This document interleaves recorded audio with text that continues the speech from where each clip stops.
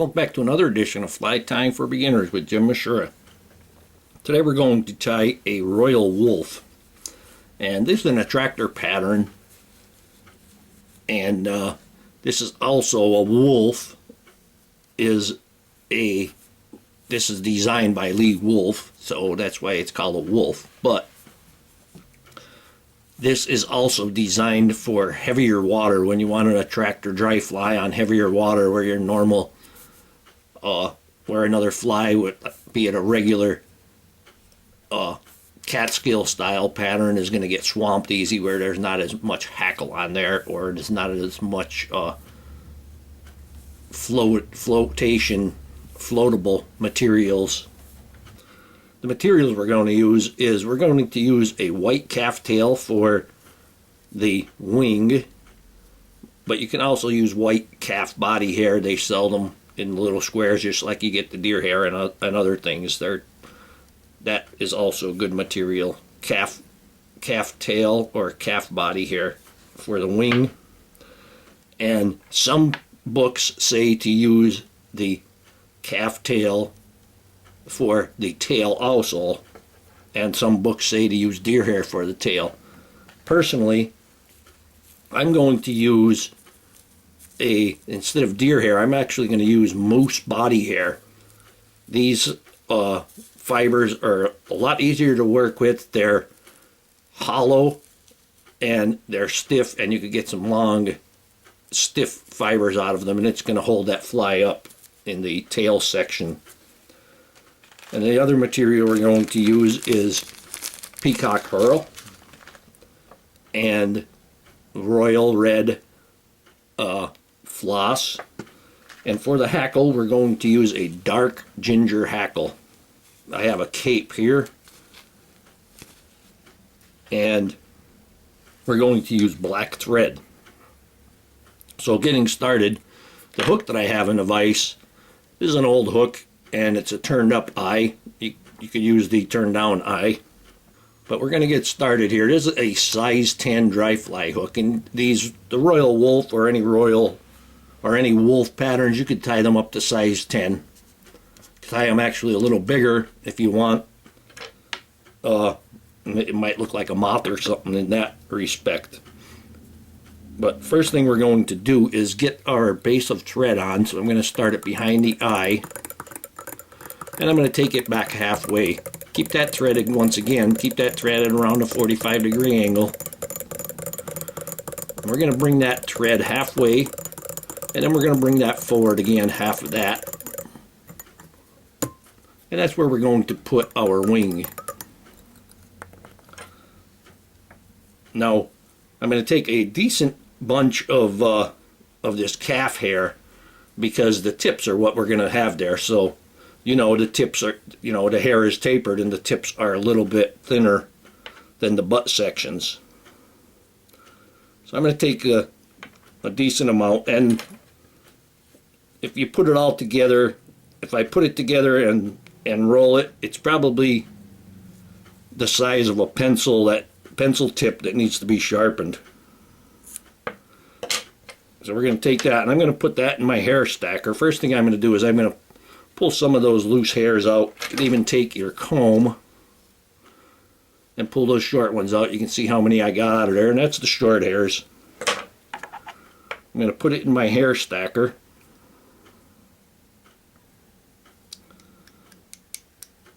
Get all that in my hair stacker. And then you can tap it on the table. I always tap it on my knuckle. It doesn't take a lot of, you don't have to bang it. Just little taps is good. Then I'm going to lift my hair stacker, and I'm going to tap it down once again, and you can see they dropped in the top section. And now when I take I'm holding that still so it doesn't fall. The reason I lifted it was so that more hair will be exposed when I pull it out. I'm going to take these out in the direction I'm going to tie them on to the hook. And with a Royal Wolf, one of the main characteristics of a wolf pattern is the wings are pointed slightly forward. So I'm going to take them out with the tips towards the front. And we'll go ahead and take out any more loose short ones there. I'm going to measure the hook, or measure the wing, and we want that wing about the length of the hook shank. And now when you're tying calf hair in, you have to hold that pretty tight. I'm going to give it a loose loop, pull it straight down, and I'm going to give it 2 or 3 loose loops right there. And then when I get it pulled straight down, I'm tugging on that. But again, don't tug too hard. And then I'm going to hold it tight as I wrap towards the rear. And I'm wrapping that pretty tight. And then I'm going to go ahead and trim that. And I'm going to trim that at an angle so it will help to make a taper on the body. Then I'm going to go ahead and take that the rest of the way.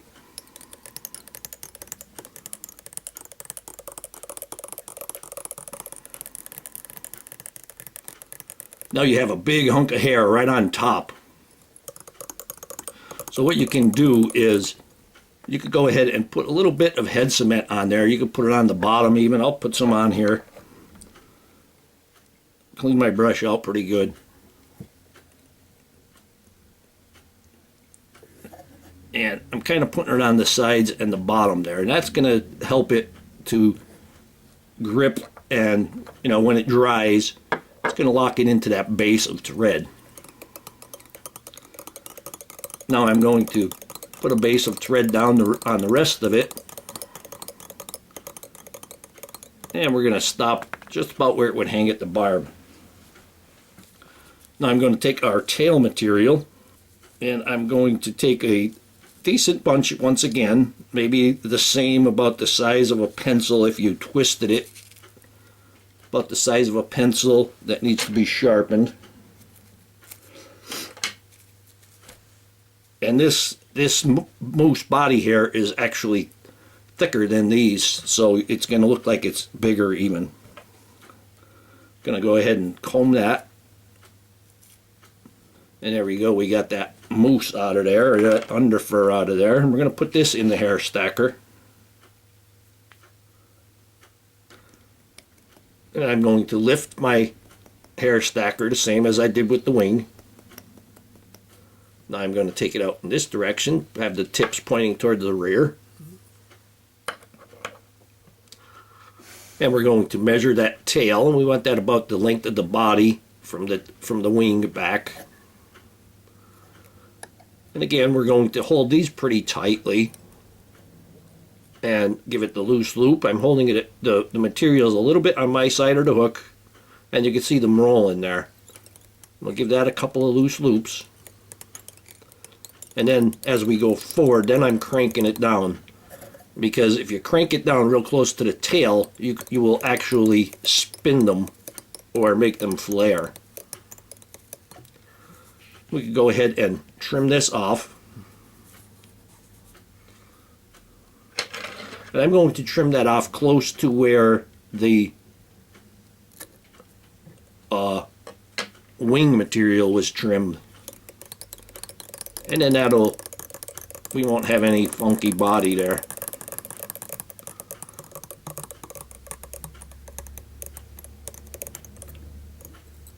Now for the next thing, we're going to take our Peacock Curl, and I'm going to grab 2 of these. Just grab 2 Peacock Curl. And we're going to tie these in by the tip. I'm going to take off 1/2 inch, get that real brittle stuff out of the way. Then we're going to tie them in there.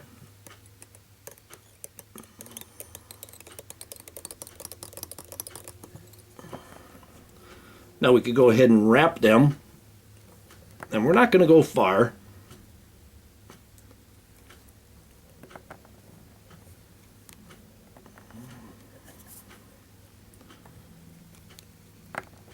Maybe about 3 wraps wide, and we're going to tie that in. That once, 2, Put a couple of wraps in front of it, and we can break those off. Now we are going to take our red floss, and I have a piece already because I've been tying a few, and I wet it, and this is what it's going to look like, kind of dry, stiff. We're going to tie that in. I'm going to take a little bit off there.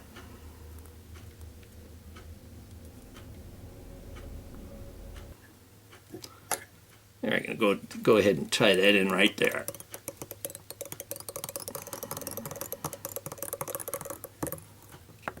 Now we're going to wrap that. Now I'm going to actually come back a little bit just so I make sure that I'm right on that Peacock Curl, and then take 3 or 4 wraps forward. You see how wide that is, and we're going to tie that off. This particular floss is getting a little frayed from my fingers.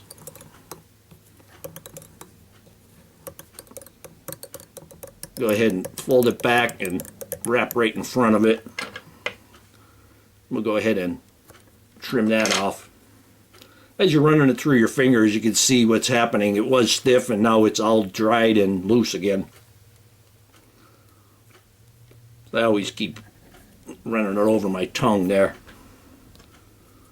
Now we can take our Peacock Curl. I'm going to take 2 new ones because those other 2 I threw on the side after I broke them off. But if you have long enough Peacock Curl, you can do the whole fly with just 2. And again, I'm going to nip off those tips. And we're going to tie that in. And I'm going to come back on my floss there a little bit. There we go. And then bring that thread forward. And we're going to wrap that. And again, we're only going to go about 3 wide. You want to keep it just about as wide as the back section. There we go. And we're going to tie that in. Put a couple of wraps in front of it. Yep. Yep, there it goes again. Should have cut it in the first place. And there we go. Now we're going to bring our thread up in front of the wing, and we're going to stand that wing up. And we're going to put several wraps right there in front of that wing in order to stand it up. Try to get that to rub right against that wing. Don't really have to worry about those couple of white short hairs there sticking back. Now that's going to be standing up, and you want them pointing forward a little bit. Now you could go ahead and you could take your bodkin to divide the wing, so you can kind of try to get them divided equally. Now we're going to do figure 8s. We're going to go in back, front to back, back to front, front to back, back to front. If you want those wings more pronounced and split further, you could wrap a wrap or 2 around each individual wing. Well, I'm not going to do that. You can see the wing is pointing forward slightly. Now we're going to put our hackle on, and this being such a big fly, I'm going to use 2 hackles. And what I'm going to do is I'm just going to measure them up and prepare them. And we want that web.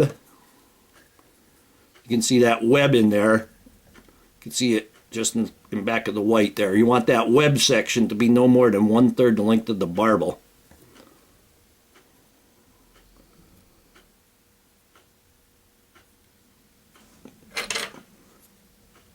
And we'll trim that off, and we're going to give that the crew cut. Turn that around and give that the crew cut. And we're going to do the other one.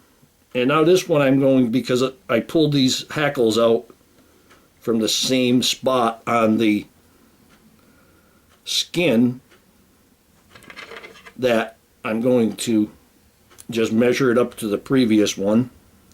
Now when I tie these in, this is what you want to do. You want to put them, you don't want to spoon them. You want to put them either concave sides together or convex sides together. I'm convex here, and you can see that they're splitting. I'm going to tie these in together now. I'm actually going to put them between the wing and make sure you have a couple barbels of your crew cut exposed. And I'm holding it tight, and I'm going to give them some tight wraps right there. And then I'm going to grab the front of it and tie that down. Now if these things are bothering you, that's quickly just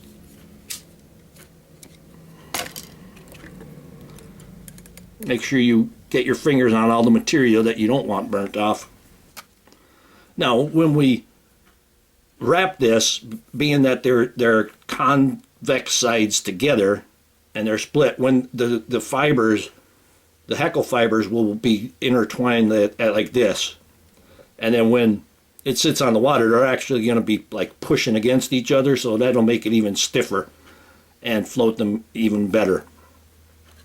So now you can, if the feathers are long enough, you can wrap them both at the same time, or you can go ahead and wrap them one at a time. I'm going to try to get them both at the same time here. And there, because we put that, gave it the crew cut and left the crew cut exposed, we don't have any barbels going off to the back. I'm going to put my Hackle pliers on them.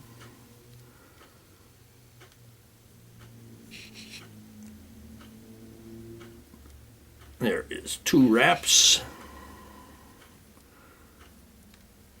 Actually, I'm going to get 3 wraps in back, and then I'm going to move it to the front. I'm going to hold my wing back, and I'm going to brush my wing with my Hackle. And I'm going to get a couple of wraps. There's 2 wraps in front.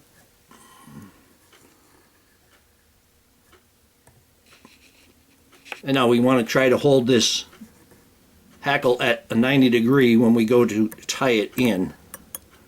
But I can see that I'm going to have fibers sticking out towards the front. There's just so much Hackle there that it is going in that direction.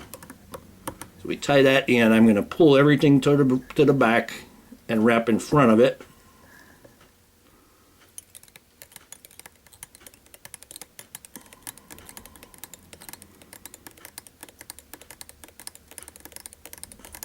And I'm forming the head at the same time here. And I'm going to break off my hackles.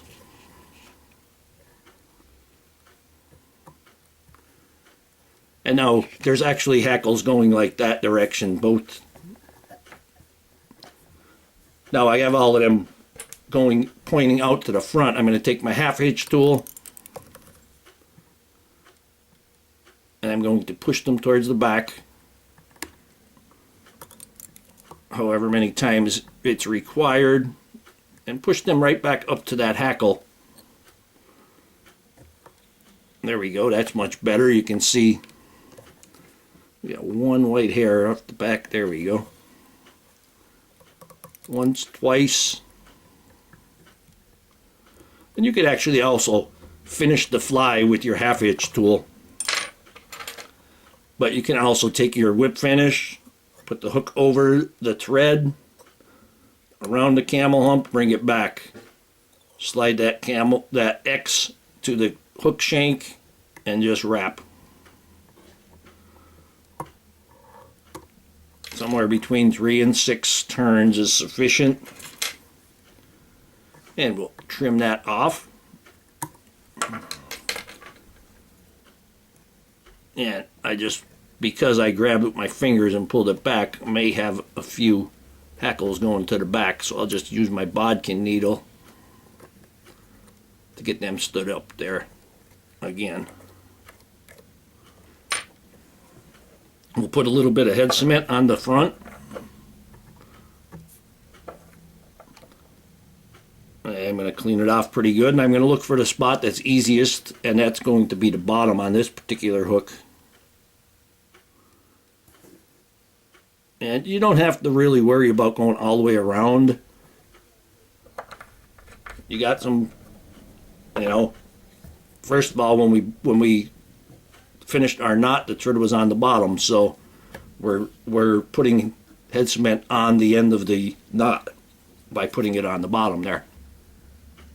And here we have the Royal Coachman. There's a large one, size 10. You can make them down to 18s if you want. Hope that you learned something from this video. Hope that you would subscribe to my channel. Please refer me to your friends. Please visit my sponsors. Let them know what I sent you. Leave comments, questions, suggestions. If you'd like to purchase this or any flies that I make, go to etsy.com/shop/theflymanjim. And if you don't see what you're looking for, just send me a message and we'll get you hooked up, figure it out. And most of all, I thank you very much for watching my videos.